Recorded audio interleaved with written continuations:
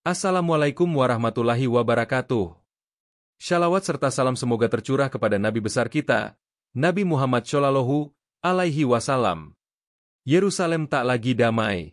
Langit yang biasanya biru cerah, berubah kelabu. Dan dalam hitungan detik, dentuman mengguncang segalanya. Apa yang terjadi bukan sekadar serangan. Dengarkan baik-baik sampai akhir ya. Jangan lupa, subscribe ya, orang baik. Pukul 7.08 pagi waktu Yerusalem. Lalu lintas padat seperti biasa. Orang-orang berjalan menuju kantor, anak-anak baru saja memasuki sekolah. Di lantai tertinggi gedung pemerintahan pusat, Perdana Menteri Israel dijadwalkan mengadakan pertemuan terbatas terkait eskalasi terbaru di perbatasan timur. Tapi sesuatu mulai terasa ganjil. Operator radar pertahanan udara mencatat pergerakan asing, lintasan tinggi, kecepatan tak wajar, dan waktu deteksi yang terlalu sempit untuk intersepsi. Target masuk wilayah udara. Hipersonik. Estimasi 12 detik kedampak. Semua itu dikabarkan melalui radio militer. Namun peringatan datang terlambat. Pukul 7.09 pagi. Ledakan mengguncang pusat kota. Bukan ledakan biasa. Ledakan ini, sebesar gempa, mencabik lantai gedung utama pemerintahan. Langit Yerusalem langsung berubah menjadi gumpalan debu dan api. Orang-orang berteriak. Kaca-kaca pecah menghujani jalan. Sirene ambulans dan pemadam berdentang keras. Terlambat menyusul suara ledakan yang sudah memekakan telinga. Dalam kekacauan itu, satu pertanyaan membekukan segalanya. Apakah Perdana Menteri masih hidup? Beberapa menit setelah ledakan, siaran darurat milik pemerintah diputus. Jaringan komunikasi terenkripsi pun mengalami gangguan.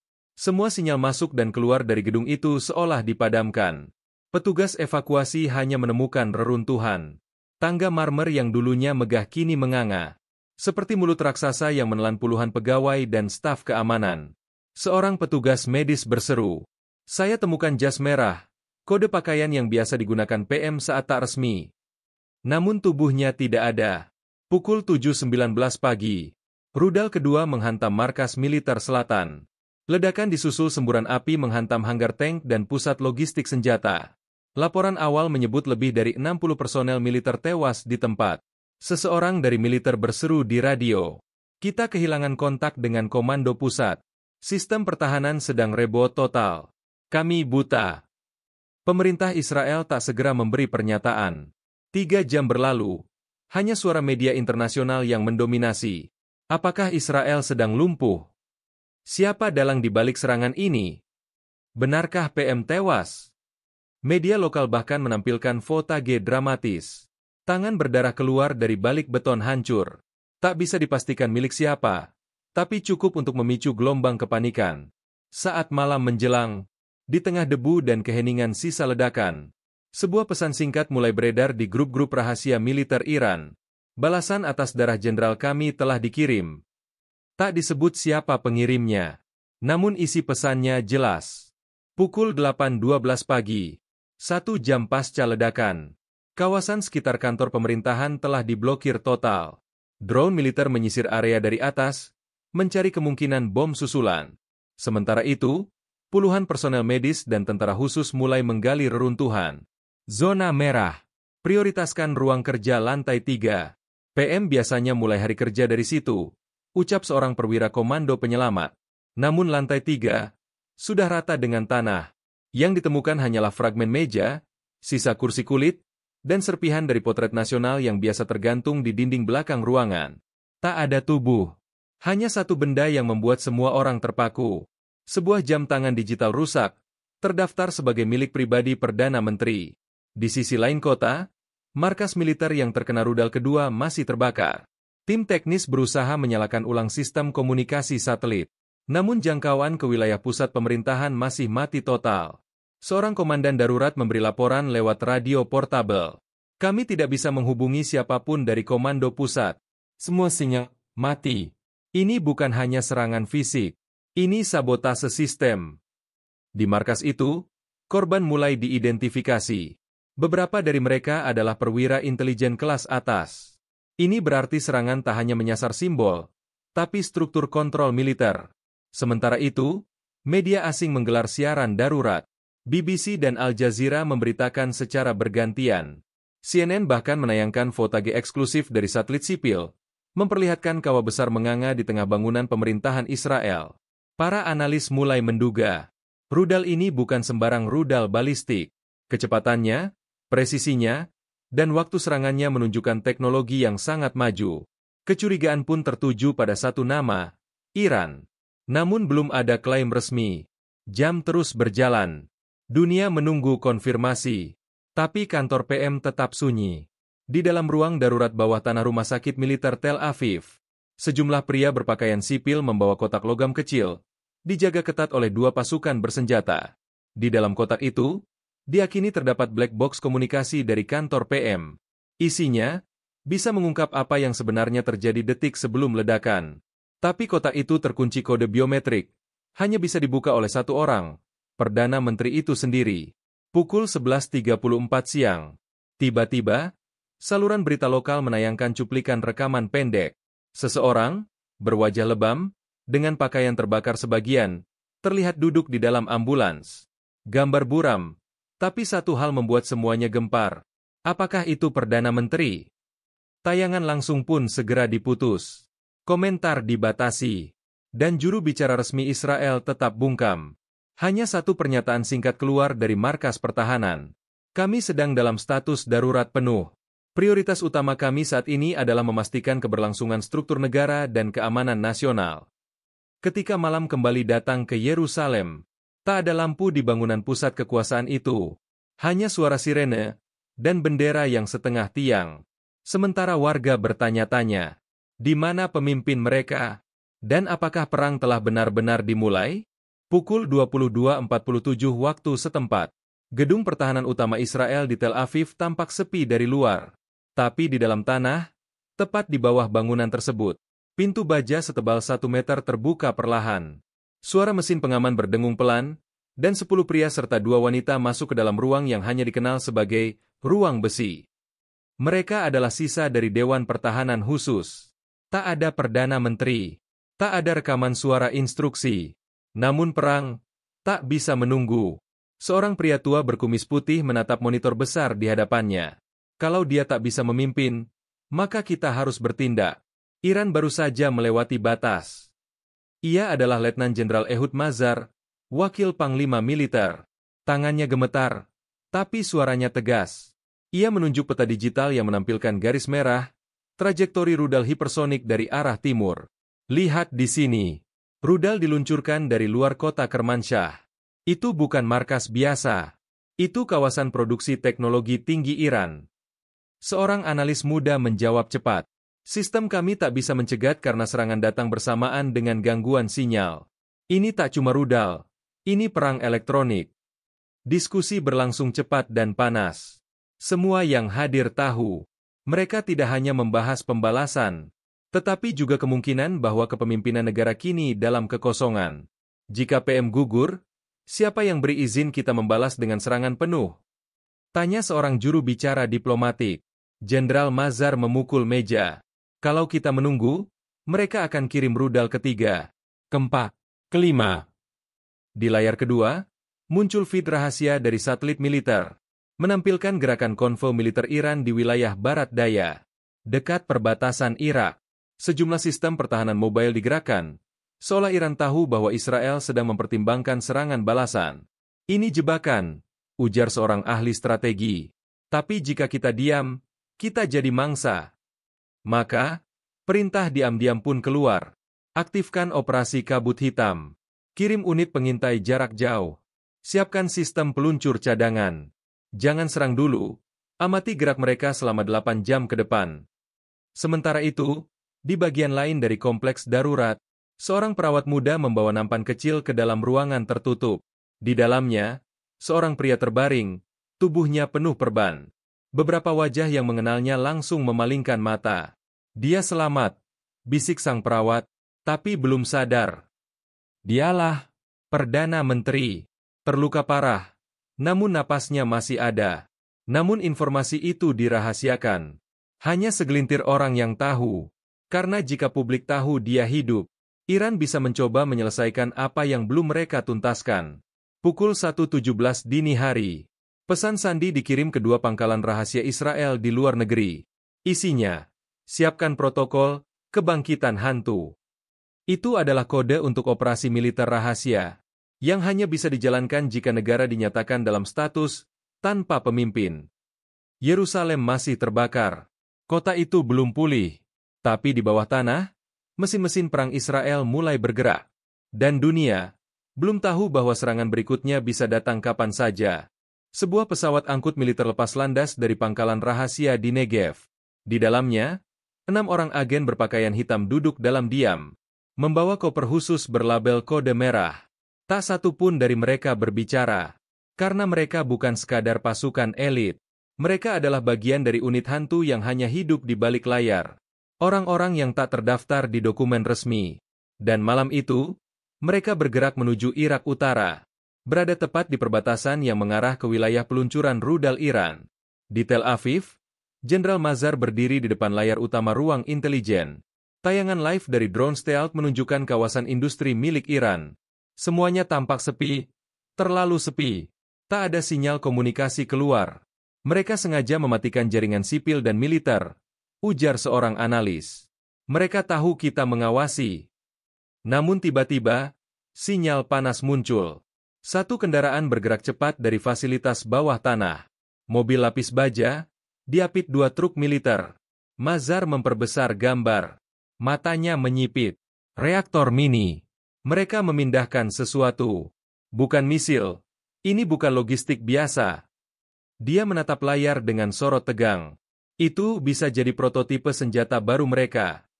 Sementara itu, di rumah sakit militer rahasia, tangan Perdana Menteri Israel perlahan bergerak. Matanya terbuka. Di dalam gedung, gumamnya pelan. Namun dokter membisikkan, jangan paksa bicara. Kondisi organ dalammu masih lemah. Salah satu ajudan utama yang menunggunya langsung keluar dan menghubungi ruang besi. Suara singkat disampaikan ke Mazar. PM bangun. Masih sangat lemah, tapi sadar penuh. Namun perintah tetap. Jangan publikasikan dulu. Jangan beritahu siapapun kecuali kami. Operasi tetap jalan. Karena bagi mereka, jika dunia tahu sang Perdana Menteri masih hidup, maka musuh bisa menarget ulang, lebih brutal. Pukul 3.41 pagi, 6 agen dari unit hantu mencapai zona hitam di perbatasan utara Irak. Mereka mendirikan pos pemantauan dalam radius 1,5 km dari target. Dalam diam, salah satu dari mereka membuka koper merah. Isinya, drone mikro dengan teknologi siluman yang bahkan bisa menghindari radar milik NATO. Drone-drone itu dikirim menyusup masuk ke kompleks bawah tanah Iran.